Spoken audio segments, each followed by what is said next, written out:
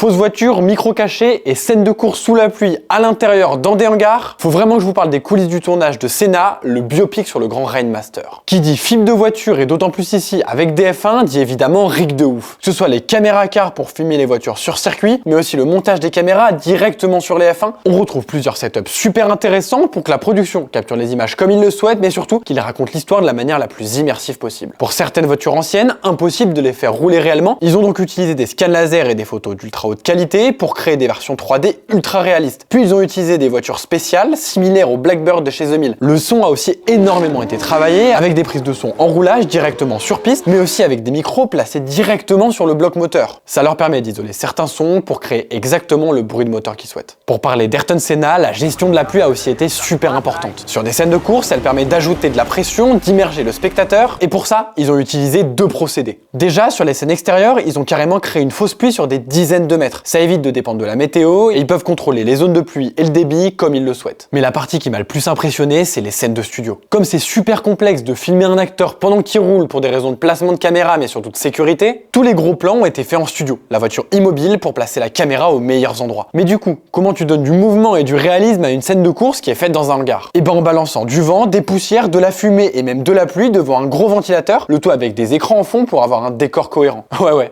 c'est exactement ce qu'ils ont fait.